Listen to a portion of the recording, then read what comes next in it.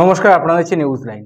পথনাটিকার মাধ্যমে ডেঙ্গু সচেতনতার বার্তা পৌরসভার পৌর এলাকার বিভিন্ন ওয়ার্ডে এই পথনাটিকা করা হয়। পৌরসভার কর্মী সম্রাট বিশ্বাস জানান, পৌরসভার বিভিন্ন এলাকায় এই পথনাটিকা করা হয়। কলকাতা থেকে এই নাটক দল এসেছে, তারা ডেঙ্গু নিয়ে সচেতনতার বার্তা সাধারণ মানুষের বেড়াতে এই পথনাটিকা। বাস টার্মিনাল স্টেশন রোড চত্বরে এই পথনাটিকা অনুষ্ঠিত হয়।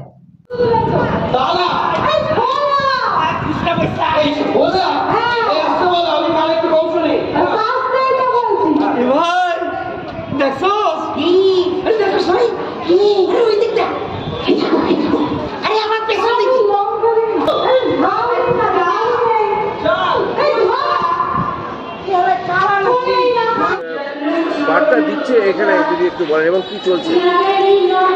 ব্যাপারটা হচ্ছে যে নিশ্চয়ই সকলেরই জানা আছে যে ইসলামপুর পৌরসভা রাজ্যের নির্দেশ অনুসারে প্রতি বছরই ডেঙ্গু এবং ডেঙ্গু রোগ নিয়ে কীভাবে সচেতন থাকতে হবে সারা বছর ধরেই মোটামুটি ইসলামপুর পৌরসভা কাজ করে।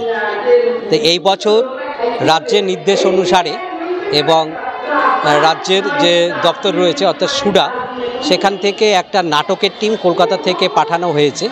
তারা বিভিন্ন জায়গায় আমাদের শহরে পথনাটিকার মাধ্যমে ডেঙ্গু সম্পর্কে, ডেঙ্গু হলে পরে বা ডেঙ্গু থেকে কিভাবে নিজেদেরকে রক্ষা পাওয়া যায় সে সম্পর্কে লোকজনকে, নাগরিক সমাজকে এবং যারা ডেঙ্গু কাজের সঙ্গে যুক্ত সকলকে কিভাবে কাজ করলে পরে আমরা এই ভয়াবহ রোগ থেকে নিজেদের রক্ষা করতে পারবো সে সম্পর্কে সচেতন করছেন।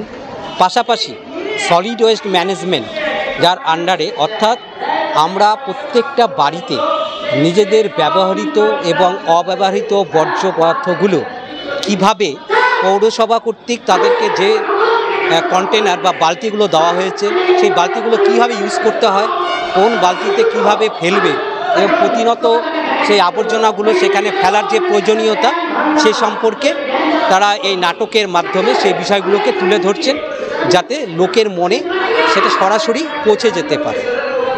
কোথায় কোথায় চলছে এই নাটক? এটা ইতিমধ্যেই আমরা পুরাতন পল্লী অর্থাৎ 6 নম্বর এবং 3 নম্বর ওয়ার্ডের যে কানেক্টিং পয়েন্ট আছে সেখানে একটা ক্যাম্প আমরা করে এসেছি। ওখানে এবার আমাদের বাস টার্মিনাসে আমাদের আরও একটি ক্যাম্প চলছে। আপনার নাম এবং কি দায়িত্বে আছে? আমার নাম হচ্ছে সম্রাট বিশ্বাস।